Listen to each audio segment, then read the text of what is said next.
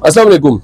पाकिस्तान की टीम ने T20 blind world cup जीत लिया है और पहली मरतबा ये इस फॉर्मेट में पाकिस्तान ने वर्ल्ड कप का टाइटल जो है वो जीता है। इससे पहले 3 मरतबा जो है ये T20 के फॉर्मेट में जो वर्ल्ड कप हुआ उसमें इंडिया फाते रही, लेकिन इस मरतबा चूँकि मेज़बानी की पाकिस्तान ने और पाकिस्तान ये टीम जो है वो नाकाबिल शिकस्त रही और फाइनल में बांग्लादेश से 10 विकेटों से कामयाबी हासिल करने के बाद पहली मरतबा T20 फॉर्मेट में वर्ल्ड कप की फाते बन गई है। पाकिस्तान की टीम के बहुत सारे खिलाड़ी जो है वो अक्सर ज़्यादातर खैबर पख्तूनख्वा पेशावर से ताल्लुक़ रखते हैं। इस मरतबा इस टीम में 2 खिलाड़ी मौजूद थे जो आज पेशावर पहुंचे और उनका बड़ा ज़बरदस्त इस्तकबाल किया गया।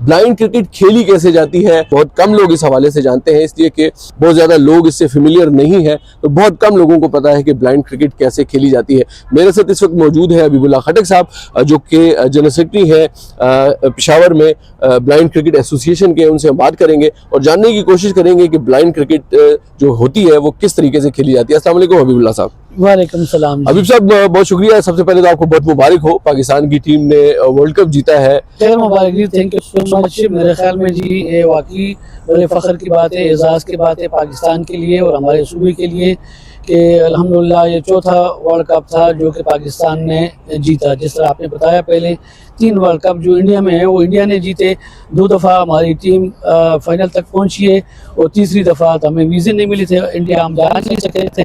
चौथी दफ़ा जो वर्ल्ड कप अरेंज हुआ है हमने किया, होस्ट किया, पाकिस्तान ने होस्ट किया और आखिर अल्हम्दुलिल्लाह इस टाइटल को हमने विन किया। हबीबुल्लाह साहब बहुत कम लोग जानते हैं इस हवाले से कि ये जो ब्लाइंड क्रिकेट है ये कैसे खेली जाती है, तो थोड़ा सा बताइएगा ब्लाइंड की जो कैटेगरीज वो कौन कौन सी हैं और उनके हर कैटेगरी से कितने खिलाड़ी मौजूद होते हैं टीम में।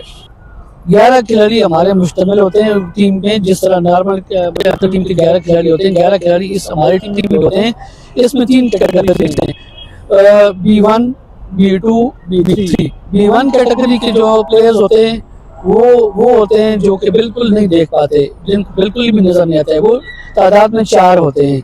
जो B2 कैटेगरी के होते हैं वो 3 होते हैं, उनको तकरीबन 3-4 मीटर तक नज़र आ सकता है, उनको नज़र आता है, ठीक है जी।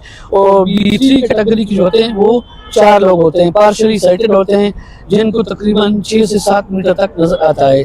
और जहाँ तक आपने रूल्स का पूछा तो सेम रूल्स ये हैं जिस तरह नॉर्मल क्रिकेट मतलब खेली जाती है। जो बैट होता है वो तो नॉर्मल बैट होता है, हार्ड बॉल का जो बैट होता है उसी को हम यूज़ करते हैं, ग्लव्स वगैरह ये हम नॉर्मल यूज़ करते हैं। लेकिन जो बॉल है वो थोड़ी सी मुख्तलिफ होती है, स्पेशल बॉल होती है।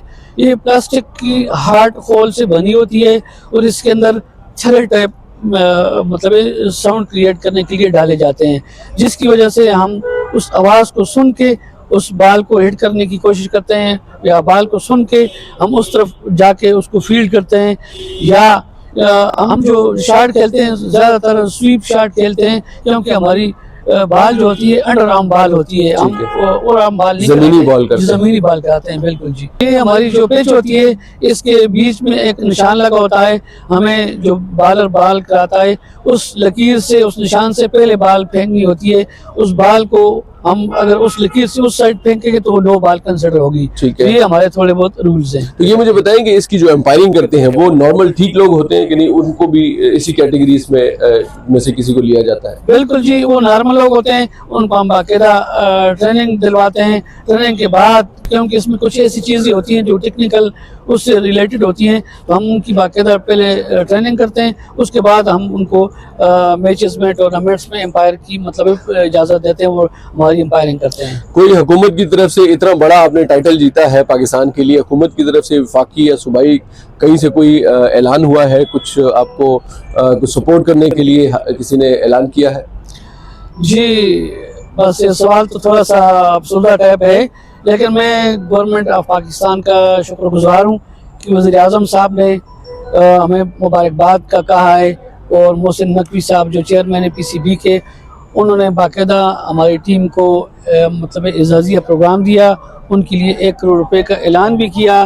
पंजाब गवर्नमेंट ने इस वर्ल्ड कप में काफ़ी माली मावनत भी किए, तकरीबन 20 मिलियन, और आगे भी उन्होंने वादे किए हुए हैं मोहसिन नकवी साहब ने कि हम इंशाल्लाह इसी वीक में वज़ीर आज़म से आपकी मुलाकात करवाएंगे। लेकिन जहाँ तक ताल्लुक़ है खैबर पख्तूनख्वा के, तो बस अनफॉर्चुनेटली डीजी ऑफिस हम विज़िट करते रहे, सेक्रेटरी ऑफिस विज़िट करते रहे, मिनिस्टर ऑफिस विज़िट करते रहे, लेकिन इनकी जो तैयारी के लिए हमें रिक्वायर्ड फंड्स थे वो बिल्कुल भी हमें किसी ने भी नहीं दिए। इवन कि हमने अफ़गानिस्तान टीम को यहाँ पे होस्ट किया 2-3 दिन, वो पहले आ गए थे, उनको हमने ट्रेनिंग देनी थी, उनके साथ हमारे बायलैटरल सीरीज़ होनी थी। उस सिलसिले में भी हमने स्पोर्ट्स डिपार्टमेंट से बहुत रिक्वेस्टें की है, लेकिन उन्होंने बिल्कुल ज़ीरो रिस्पांस दिया। ये पता नहीं हमारी बदकिस्मती है या उस डिपार्टमेंट की बदकिस्मती है कि इस तरह प्लेयर्स को वो मतलब तरजीह नहीं दे रहे हैं और हमें सपोर्ट नहीं किया।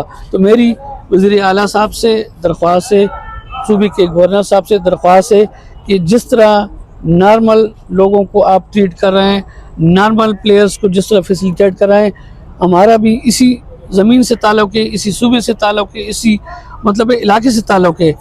बजाय आप हमें इग्नोर करें, चाहिए तो ये कि आप हमें ज़्यादा सपोर्ट करें, ज़्यादा वो करें, ताकि हमारे ज़्यादा से ज़्यादा प्लेयर्स अपने खेल को निखार सकें और पाकिस्तान का नाम रोशन कर सकें, अपने सूबे का नाम रोशन कर सकें। बहुत शुक्रिया हबीबुल्लाह खटक साहब हमारे साथ मौजूद थे, और यकीनन उनका ये गिला भी बजा है, इसलिए कि खैबर पख्तूनख्वा हुकूमत को चाहिए कि इन लोगों को ज़्यादा से ज़्यादा सपोर्ट करो। एक अहम बात ये भी है कि जो कौमी ब्लाइंड क्रिकेट टीम है इसने वर्ल्ड कप 3 दिसंबर वाले दिन जीता है, और ये वो दिन है कि जब पूरी दुनिया में और साथ में पाकिस्तान में भी माजूर अफराद का आलमी दिन भी मनाया जाता है।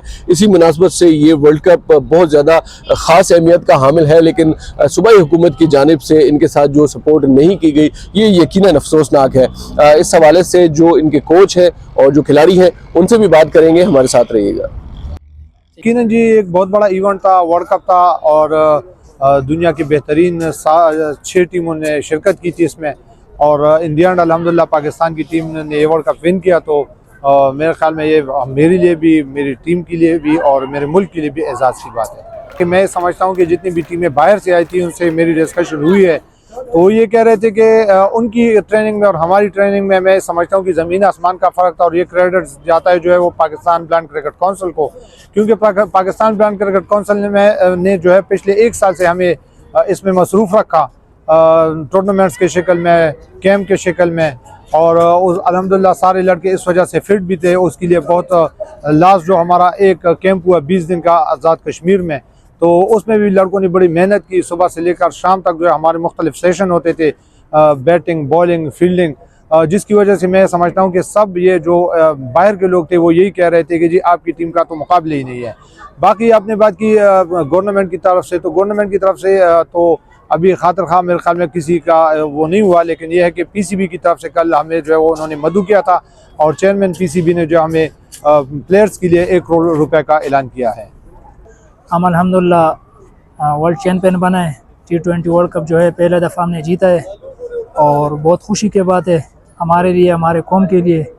और इस दफ़ा हमने जो वर्ल्ड कप खेले, हमने ज़्यादातर मौका जूनियर लोगों को दिए, जो हमारा जूनियर था, लेकिन उसने अल्हम्दुलिल्लाह ऐसे परफॉर्मेंस किए, हमने पूरा वर्ल्ड कप पे फिर उसको फोकस किए।